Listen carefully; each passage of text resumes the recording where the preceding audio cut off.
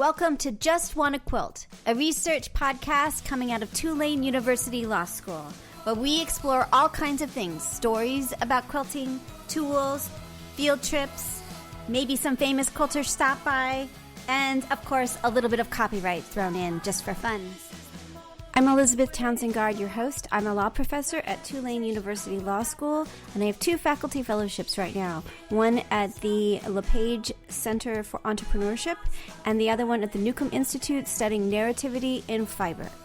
And of course, I just want to quilt. So today's guest is Scott Murkin. He is a hospice doctor and a quilter. We talk about all kinds of things. It's interesting, not depressing. It's fun. Scott Murkin, calling from Asheboro, North Carolina. Nice. There's a lot of quilting activity in North Carolina, isn't there? Don't you think that there's a lot going on? There's a lot going on. And that's very exciting. And when people hear Asheboro, they often think of Asheville, which is up in the mountains. Right. Asheboro is right in the middle of the state, a little bit south of Greensboro. So I'm right smack in the middle of the state. How far are you from, is it Hendersonville? Is there Hendersonville? Hendersonville's a little south of Asheville, so it's about 2.5, 3 hours from me. Got it. That's where my aunt lives. I haven't been there yet. So I'm to the east of there, but halfway between there and Raleigh. Oh, nice. Very nice. So what's your first memory of someone sewing or quilting in your life? I suppose most of my memories are my grandma. When I was in, we called it junior high then, now middle school, it was at a time when all the boys were taking home ec because it had always been a girls-only thing, and we were so advanced in our culture that we all took it. So we did some hand sewing. And what year? Around what year is this? 7th grade would have been late 70s. Yeah, right. Yep, we're about the same age. So you took home ec. How'd you like it? It was fun. We did a sewing unit and a cooking unit, and we kind of didn't take it super seriously, but I liked it anyway. And so how did you get into quilting? So my grandmother, my mom's mom, was a quilter, and my mom's oldest sister, my Aunt Joyce, was a little bit of a quilter, but it was mostly grandma.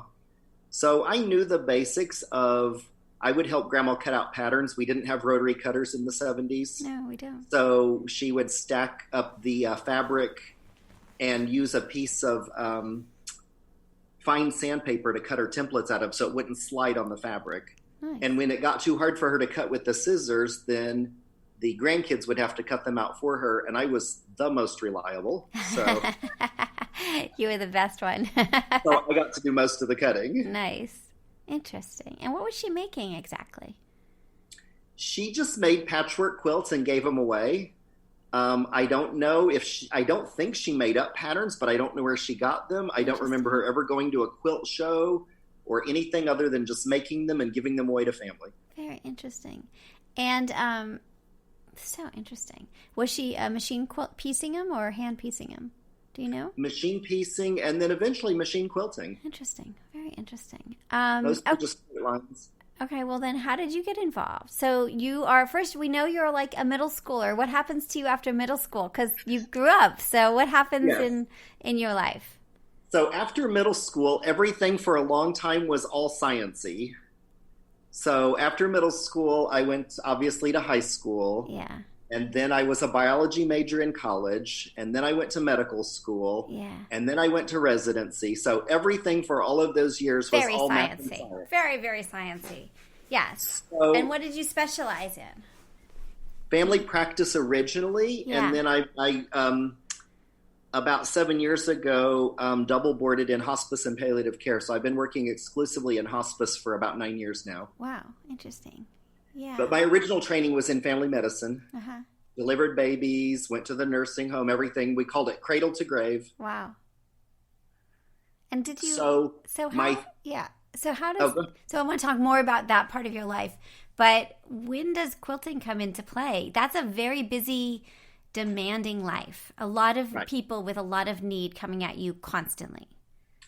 So my 3rd year of residency, you've kind of made it through your internship and all that really hard every third night stuff, and you're just sort of waiting to finish up and start your practice.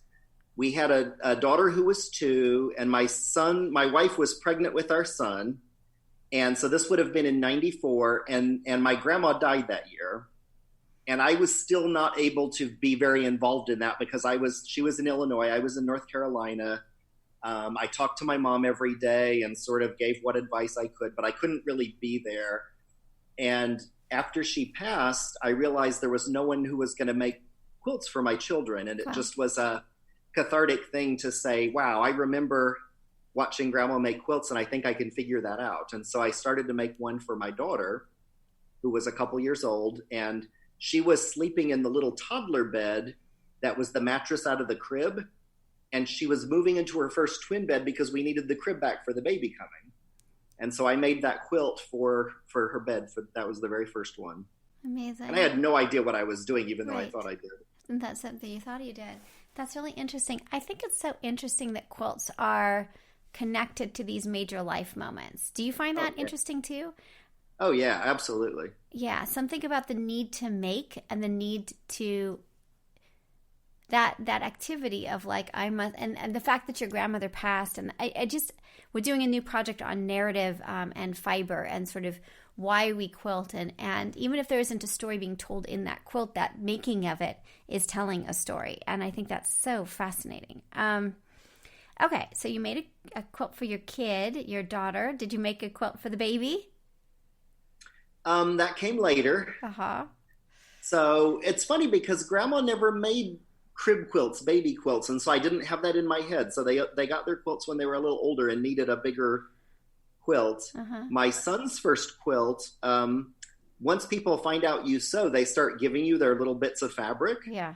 And so I had this super clever idea that I was going to make him a quilt that every piece was out of a different fabric, and had no idea that charm quilts were already a thing for 100 plus years. Right. So I just invented that all over again. Totally. It's awesome. It's nice when you invent something that it's already been invented, but you're like, you can kind of see sort of how it happened, right? And then later I found a word for it. I'm like, oh, those are called charm quilts. Oh, I know that. I made one of those. Yes, I feel that way all the time. It's so funny because my husband studies very aggressively entrepreneurship, and I do entrepreneurship. He does too. But every once in a while, he's like, oh, yeah, this is the name for what you just did. I'm like, oh, really? Okay. Sure. Inbound marketing. I can do that. Interesting. So, okay. So you made the 2 quilts for the kids. And then your life is very quilty now. Like, I mean, you still practice. You're still a grown-up doctor with very serious situations going on. But you're quilting. So tell me a little bit about that, how that developed in your life now. So the first few quilts I made were completely made by hand. I still, I thought I was advanced from grandma because I used template plastic instead of sandpaper. Mm-hmm. And so the first probably 4 years that I quilted, I made about 2 quilts a year, pieced them by hand and quilted them by hand. And so what year is this? And, what year is this? This would be like 94 to 98. Got it. Okay. So then around that time, I saw in our local paper that they were going to be having a quilt show. And I thought, well, that means other people must be making quilts besides me. I mean, I really just thought it had kind of gone away after grandma died. That was it. Right. No one else was making quilts. I totally I was carrying that torch. Yeah. And so it was going to be at our local arts guild, and I knew the lady who ran the shop because her husband was an OBGYN.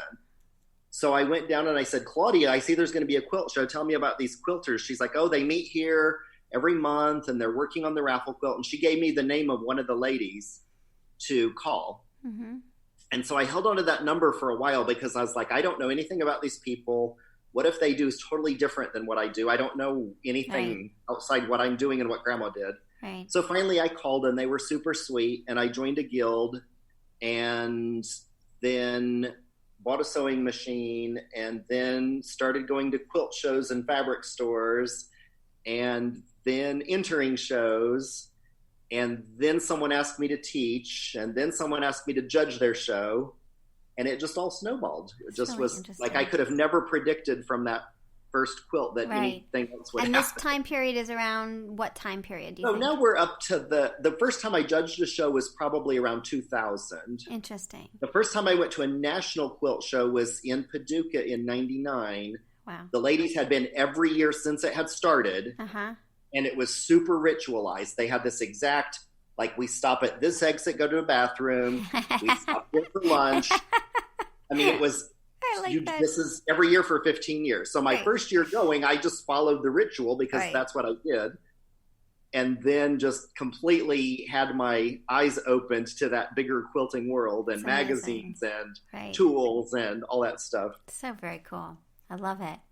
But in 2000 or 2001 is when there's a suburb of Winston-Salem called Kernersville, and they had a fairly new guild. And one of the ladies called me and said, we've seen your quilts and we've taken your workshops. We're having our first quilt show. Would you judge it? And I said, sure, I would. And then hung up and went, what in the world did I just agree to? I don't know anything about that. Right. So how did you get prepared for judging? So at that time, I knew the only person I knew was who had judged our quilt show. Joanne Arnson lived in Wilmington and was the president-elect of NQA, the National Quilting Association. So I called Joanne and said, I just agreed to this really stupid thing and you have to help me. And so she got me some resources and helped me figure out how to get enrolled in the certification program for judging. And so I kind of crash studied to get ready. So now are you, and that organization transitioned into another organization, right, around 2015. And so now are you an official judge? Are you a national judge? Yes. So I got certified in 2003. And so I've been certified since then. Interesting. Okay. So tell me about being a judge. So I judge all over the country. I've judged all of the big shows, Houston and Paducah and QuiltCon and NQA when it was still a thing. A lot of the bigger regional shows like Dallas and Austin and Asheville and Vermont. I'm the permanent lead judge for Machine Quilters Exposition up in New Hampshire. So we have 3 judges every year, and it's me, usually one person who's judged it before and then one new person who's not ever been there before. So that's kind of our judging team. And then a lot of local shows of, all over the Southeast. There's a bit, really significant quilting communities of Virginia, North Carolina, South Carolina, Georgia, Florida, all have super active quilting communities. So how many shows do you think you're judging a year now? Between 8 to 10, depending on availability. A lot of times I can't because of my work schedule or because someone else has already booked it. But about that. And do you feel like, I want to get into sort of the judging process, but like economically, I mean, you have a full-time job, you're a doctor. So are people making a living doing this, or is this kind of a side gig for most people who are judging?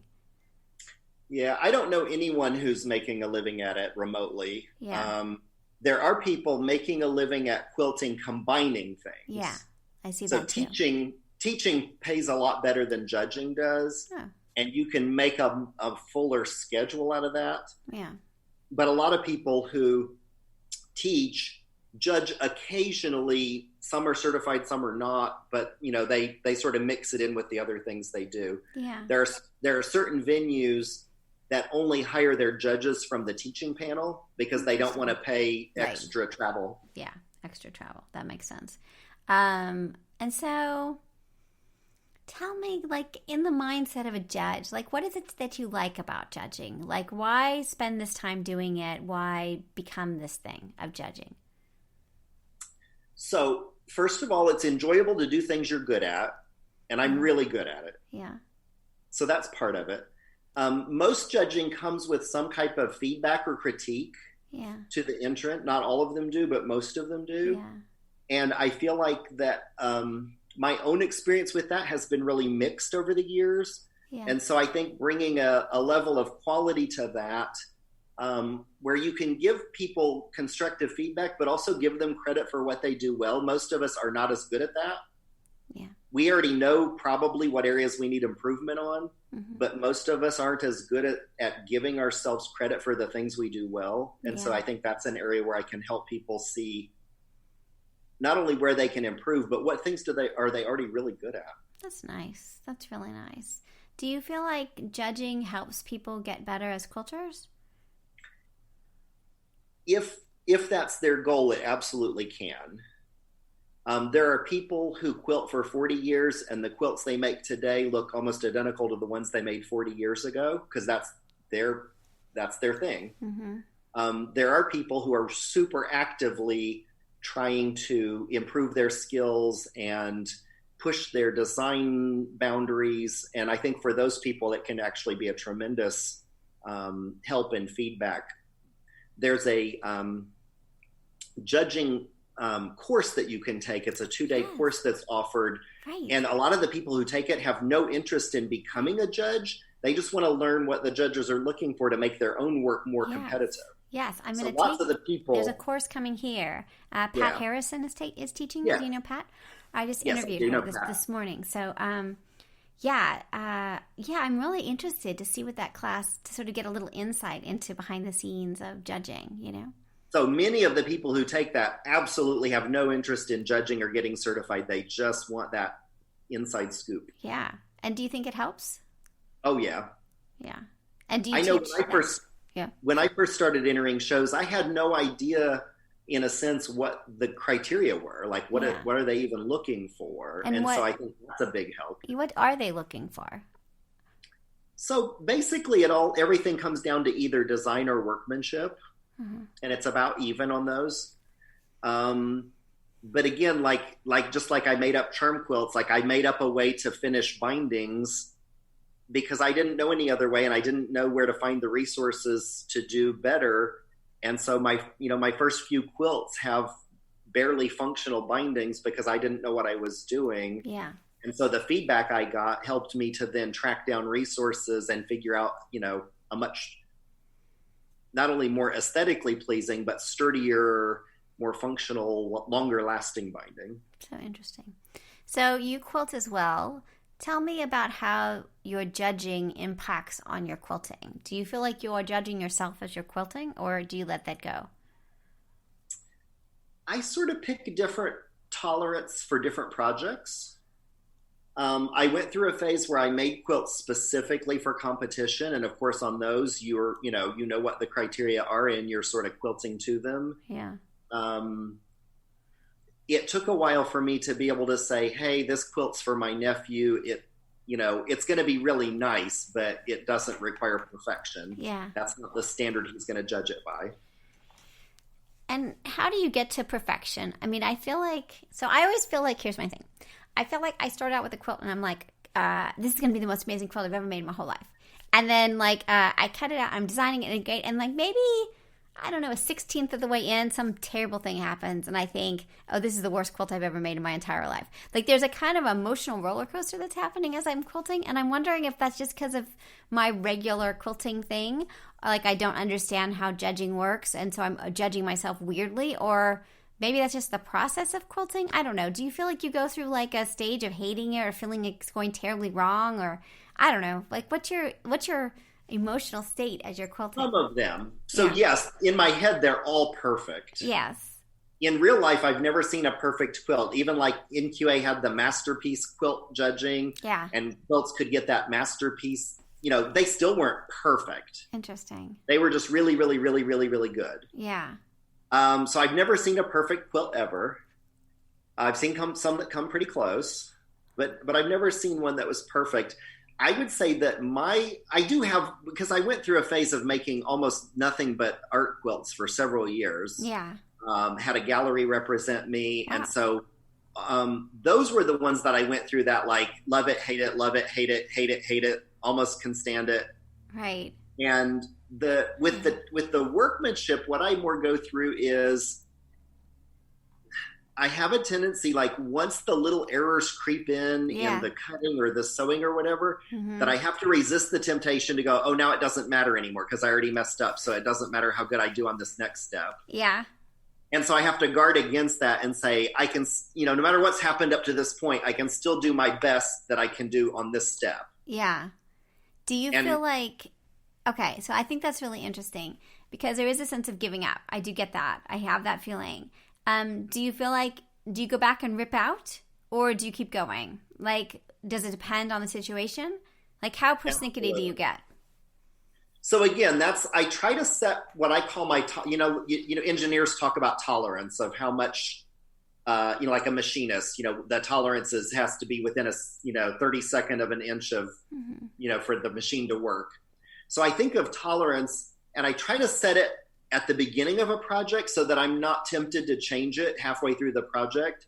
So again, the tolerance for a quick, quilt retreat project that's going to be a baby gift is much higher than the tolerance for something that I'm making specifically for a competition or a challenge or something like that. So it really is case by case basis. I absolutely will rip out if it's not the way it's supposed to be, or if I know I can do better, but I don't rip things out just because a teeny tip of a point got cut off or something like that, because life's too short and I've got too many quilts in my head to get out. Totally. Totally. Do you work on one thing at a time, or do you have a bunch of stuff going on? Bunches. Me too. Bunches. Usually at different stages, because that way I can jump around if I'm, It's true. This morning I had a bigger block of time to work than I usually did. And it's so rare that I have enough consecutive time that I can get what you call bored with what you're doing. But I got to this point, I'm like, ugh, I can't look at this anymore. That's great. And so I could just jump to something else and go, okay, I need to pull fabrics for this, or I need to press these. Or very cool. And do you do the quilting? Do you do the quilting part as well, or what are your thoughts about that? Yeah. And how do you do that? Free motion or long arm, or what do you do? I don't have a long arm, so either domestic machine, free motion quilting, or hand quilting. Nice. There's something nice about the hand piecing and the hand quilting. It feels very connected to, I don't know, it's a slow, I'm doing this piece about time, and it's so interesting to think about why we quilt, and, biological time and work time and quilting time. And I think that we resist the clock when we are doing hand quilting in a really lovely way. I think we stop, our world stops in some way. So binding too, right? Hand binding. I love binding so much. You do? Why? Tell me about partly because it means I'm almost done with that project, but just the process of it. And I can watch like 4 movies while doing a binding and get caught up on all the things I didn't get to see this year. Yeah. And again, it's just everything about it. Yeah. People, this goes on constantly on Instagram of those who love and hate binding. Right. I always take them to faculty meetings. So they're like, it's a love-hate relation. It's like, I don't know, like, I always feel like it's a good combination. If I could make enough money to pay for Netflix and peppermint ice cream by just people paying me to bind their quilts, I would just bind quilts professionally. Really? I like that. That's a good thing. Okay. So what about, so your life? So what do you think? People often talk about quilting as being therapeutic. Do you feel like there's a kind of pulling away from the world? Do you feel like it's getting away from the world? Is it connecting with the world? Sort of, what is this thing that we do that is quilting? It's all of that at different times. For me, it's definitely an escapism in a sense, like reading a book is. Yeah. So my sewing space is just sitting there waiting, and it doesn't make any demands on me other than the ones that I ask of it. Yeah. It's just, it sits there and it waits till I have time to get to it. And if I can give it 20 minutes today, then it gets 20 minutes. And if I can give it 2 hours tomorrow, it gets 2 hours. And if I can't go for a week because I'm traveling or busy, it just sits there and waits until I can come back again. And so there's not really anything else in my life that does that. Yeah. It's nice, isn't it? Everything else wants something. Everything else wants something. It's true. It's very true. I do feel like it's a very, I talk about it as, kind of Virginia Woolf's A Room of One's Own. The notion of like, it's your space, like it's an aggressive space. It takes up aggressively space. So like it is like, this is my quilting space. This is my room. This is my time to myself. And it seems like that boundary, at least in my family, they kind of respect that a little bit more than other things. So there's a sense of like, they recognize I'm a better person after I quilt. So that it's like, leave me alone just for a little while so that I can kind of get into a good space, a Zen space, or whatever way you want to talk about it. But I think there's something about that, Yeah. I don't know. So interesting. But there's definitely a connectivity of everyone has some quilty experience. So if you tell people that you make quilts, everyone can connect to that in some way. Yeah. It's weird, it may right? be real minor, and they may have no true real idea of what it is you're actually doing, right? But they still feel connected because whatever role quilts played in their life, they now feel a little bit connected to you. It's true, right? And it could be, oh, my grandma made me a t-shirt quilt, or, oh, yeah, my aunt quilted, or I quilted with my grandmother, or whatever it is. When we cleaned out the attic, we found these 4 quilts that we didn't even know were up there. It's awesome. Yeah. What do you think about charity quilting? There's so much charity quilting in this world. And I'm kind of amazed at the amount that is out there. Why do you think that's happening? And what are your thoughts about that?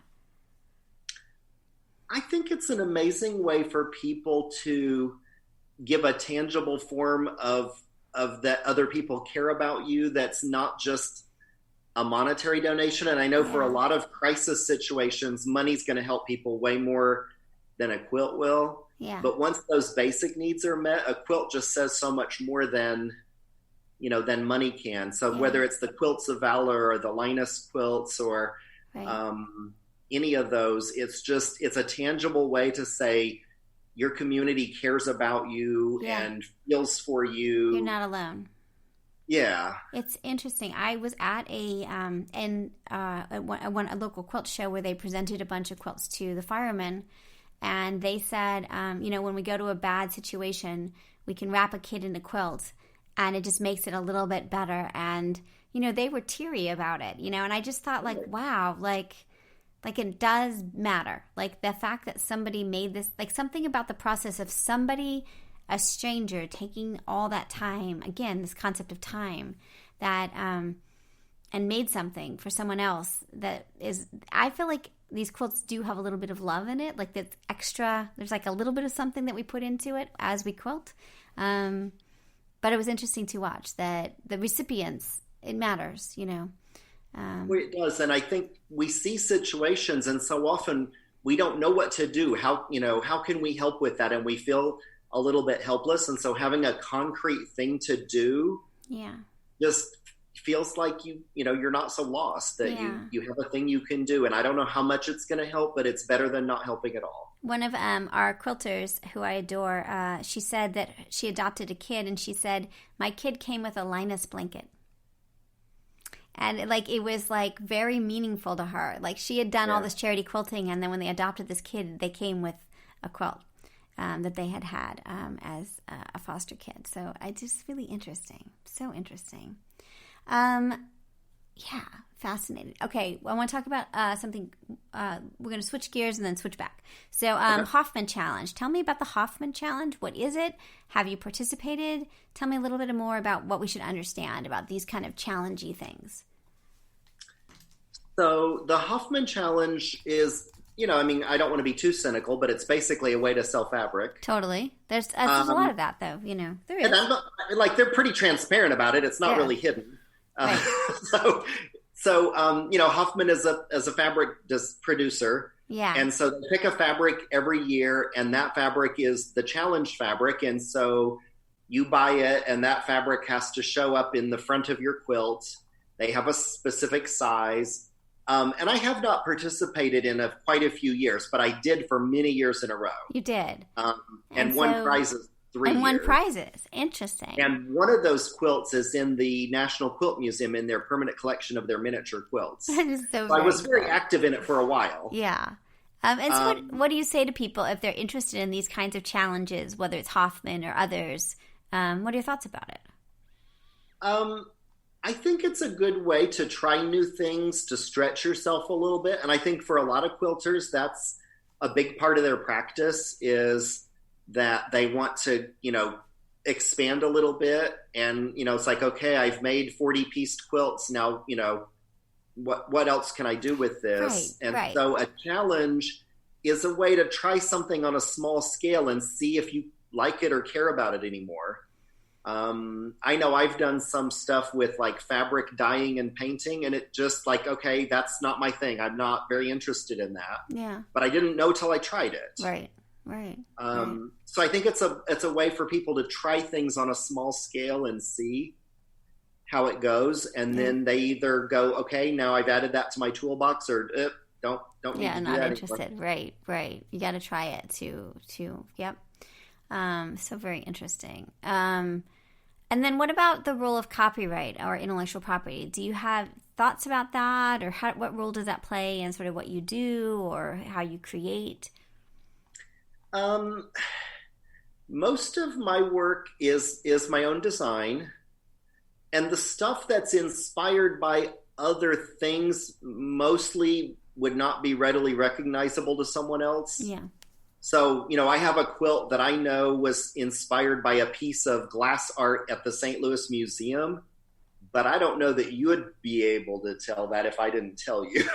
Yeah, and I think that's the essence of it. I remember there was we had a guest on once, and she was like, I went to Burning Man, and it was really based on this thing at Burning Man, and here's the thing, here's the photo, and here's the quilt. And I was like, okay, they look nothing alike. How would I be, like, it's fine, right? She was really worried. And I think that's the essence of inspiration. Inspiration really is inspiration, right? That you can't, like, you think, wow, that inspired you to do this. Not that you copied the first thing and made an exact copy of it. Right. I know what I was looking at when the idea came to me that kind of crystallized what that quilt was going to be. Yeah. And I love what y'all are doing, because there's so much misinformation out there about copyright in both directions. There's both the people violating copyright purely out of ignorance, and if I make the Mona Lisa in fabric, it's a whole new thing. Right. Exactly. No, and that's not a good example because it's not copyrighted, but still it's. Right, but it's not going to be your original work just because you didn't make a new design. You just changed the medium. Exactly. But then I'm also seeing designers sort of try to intimidate people with copyright and put restrictions on their stuff that isn't defensible. Right. It's interesting because that's misuse, copyright misuse, and you can get into trouble for that. So people think they're like being so clever, but courts do not like that when you overstep and you say things that are not right. Okay, I'm just looking at the photos of your work, and it's just what I think is so interesting about your work is how varied it is. Like it's just gorgeous. I'm looking at one, you can't see it, but it's like a lime green, and it's very swirly, and it's just everything you do is like, it's just the detail of it and the beauty of it is. It's just really, really pretty. It's just, I really like the flowers. You've got some, it's amazing. It's really great. Your stuff is amazing. Well, thank you. Yeah, seriously. You're very kind. And, I've been doing this since the mid-90s. And so that's a lot of quilts, and I can't just make the same thing over and over, although I've made some series of things that looks like I made the same thing over and over. Yeah, and you do have, they have the swirly, are they log cabins? Is it, there's swirly ones that are different colored ones. They're those are not log cabins. I did 9 of those because I was feeling OCD and I wanted to get that out, and so I was like, this is me. I can do whatever I want. I made the first one in neutrals, and then I was like, just joking to myself, said I should make one of these in every color, and then I did. And then you did. They're really pretty. And there's something about the same pattern in every color that tells its own story. It just, I don't know. I like them. I like them a lot. They're really And they were all from fabrics on hand, all the way down to the backing and the binding. You can't see all that, but all of them were, fabrics. Yeah. That I had to make work. So some of the colorways are kind of squidgy because you just had to make them work. Yeah. No, I love it. But back when I used to enter shows very, very diligently, a lot of our local guilds have their shows every other year. So when I would come back 2 years later, they'd be like, wait a minute, these aren't anything like what you showed last time. I'm like, yeah, that's correct. That's 2 years. It's been 2 years. That's right. What do you do for your backing? What is your philosophy of backing, both as a judge and as a artist? What does the back of your quilts look like? Like, what do you choose to put on the back? Oh, gosh, that's individualized to each one. But It can be anything from I mean, I rarely make what I'd call true back art. Every once in a while, I've got a few what I would call double-sided quilts where the other side's a complete other design, but those are pretty rare. I do piece a lot of backs from fabric on hand, but I also buy fabric specifically or even buy the wide backs. It just depends on the situation. Yeah, interesting. I would say more recently, they're mostly pieced. Interesting. Usually for hand quilting, I will buy a wide back because then I don't have to quilt through seams. Yeah. All right, and then you don't have to answer this question. We can cut it out if you want. But your job is, tell me a little bit about your job and just tell me a little bit about like sort of why you chose what you're doing right now and sort of how that connects to your artist. I mean, we're all connected to everything we do. Like what we do in our jobs is also connected either as a, you know, like I'm not doing my job right now, or this is like whatever, you know what I mean? Like there's a lot, it's all connected, I think. So tell me a little bit about that. So in my case, my acquiring of my job is super specifically related to my quilting.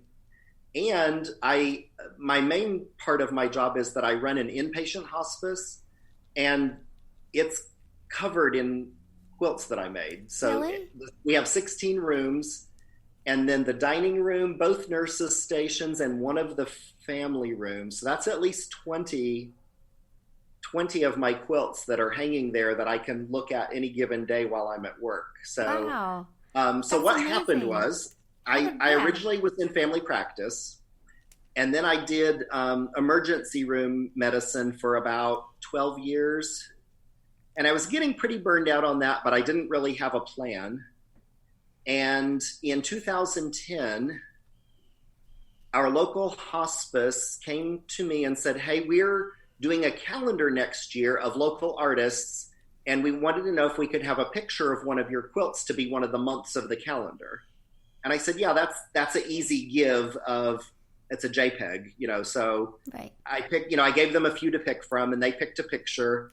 And then they said, oh, and then in November is our auction to raise funds. Would you be willing to donate a quilt? And I said, oh yes, I really care about hospice, and I, would donate a quilt.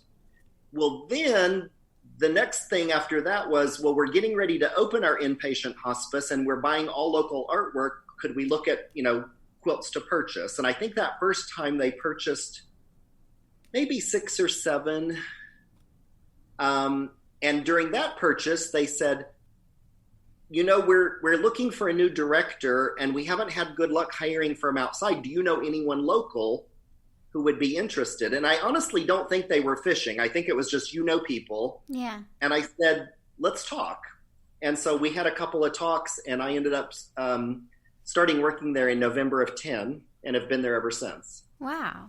Your quilt, that's an awesome story. So that's a little direct. Yeah. So when I was in training, hospice was something that doctors did sort of at the end of their career as a step down toward retirement. Yeah. That was my experience with hospice. It was mostly a nursing profession, and the doctors sort of came in once a week and signed everything. And over time, I hadn't realized, not being that involved, that it had changed a lot, and that now doctors are very involved, and we know much more than we did back in the 80s when the hospice movement started. Yeah. And so we have, a lot more things that we can do to help people. And legally, nurses have to act on doctors' orders. So doctors are much more involved than they used to be in hospice. And so interesting. My mom died on hospice. Both of my wife's parents died on hospice. So it was something that I always thought I would eventually be involved in. It just came a lot sooner in my life than I expected. Interesting. And how did hospice, you talked about the hospice movement, how did that begin? It actually started in England. There was a social worker named Cicely Saunders who saw how terrible end of life was for people. And so she started the hospice movement. And whenever she got to the limit of what she could do as a social worker, she went back to school to become a nurse. And then she kept working on these hospices. And when she ran out of what she could do as a nurse, she went back to medical school and became a doctor. Amazing. And she actually came over to the U.S. in the early 80s and kind of brought that to the States. She started, I think, at Princeton in New Jersey, was the first hospice in the U.S. And then the big movement was when Medicare agreed to start paying for hospice. That's when it really, really picked up, which was probably around 83. Yeah, that makes it, that's huge. Right. And how should we, for those that aren't familiar with it, how should we think about hospice? When the doctor says to you, it's time to think about hospice, how should we start to think about it? Like, what role does that play in our lives and our loved ones' lives? So hospice is sort of a shift in focus. So most medical care is about trying to cure people or heal people. Mm-hmm. And as good as our medical system is, we can't cure everything or fix everything. And so hospice is a change that says, I understand that whatever I'm going through can't be fixed. And my new focus is going to be on how best can I live whatever time I have left. The Medicare hospice benefit is specifically written for people who have a prognosis of less than 6 months, but we're not particularly great at knowing when that is, so we just do the best we can. And how long are people staying at your facility? Like, it must vary a lot, does it? Yeah, the facility is short term. Most of our patients are at home on hospice. The facility is for people who either need to come in to get their symptoms managed and they're going to go back home, or for some reason their family just can't do it anymore and they come in and live out their last few days to weeks with us. But if patients live longer than that, they usually will end up going to some kind of skilled nursing facility. So our facility is not for long term; it's for more acute management. Interesting. And but most of our patients are at home. At home. And do you focus on the inpatient? Are you doing the directing for that as well, or just the inpatient part at your? I primarily run the inpatient, but I do home visits and I supervise the others who go out to the homes. Interesting. And sort of, I don't know, how does this change who you are? Like, what are your thoughts about sort of, again, this time project? Like, by being with some people in their last days and their families, what does that make you think about in terms of why we do what we do and why we quilt and who we are? It's got to put that at the front of your mind. Yeah, I think it does that.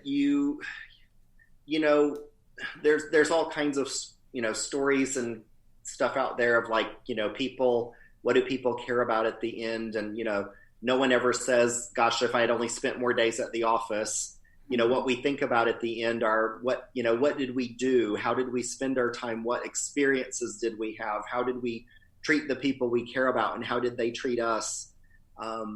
Those are the things that go through people's minds at the end. And so we can look ahead and say, I should probably be thinking about those things now. Right. The time you spend with your friends or walking your dog or the accomplishments you want to have. It's really interesting. Well, I want to, I just think it's very cool. I think that it must be a beautiful space with your quilts hanging throughout. That just must be really elegant and comforting. There's something special about quilts and art. I think it's more than just paintings. I don't know why. It is, and we have lots of other local art there as well. So it's not just the quilts. And I think that was such a smart decision that the original designers of the building made, that was a very intentional decision, is that we're going to fill this space with local art because we're a local facility. We take care of a community. Yeah. So we're not going to order prints out of a catalog. Yeah. We're going to, so whether it's pottery or sculpture or paintings or the fiber arts or whatever, pretty much everything, or photography, almost everything in the building, that's really cool. was, locally made within our county. Sounds beautiful. So that's really meaningful to people. And it's a fairly small community and there's lots of interconnections. And having been in primary care here before being in hospice, I cross a lot of people who I've interacted with in other aspects. And so I think it's just comforting to people to have familiarity in a time of crisis, whether it's totally people I agree. know or, Yeah. you know, I know the person who painted that or who made that. Yeah. And it just, they feel like that their community's taking care of them. They're not just being put somewhere. Yeah. No, I think that's beautiful. Well, this has been just such a lovely conversation. Really, I just think it's so very cool. I appreciate you taking time. Anything else before we end? Because this has been such a great conversation. Yeah, I think, you know, we each have to decide kind of what we're going to get out of quilting, and that's changed for me over the years. Yeah. I don't do much teaching anymore because it just took more of my emotional energy than I was willing to give, and prep time and all of that.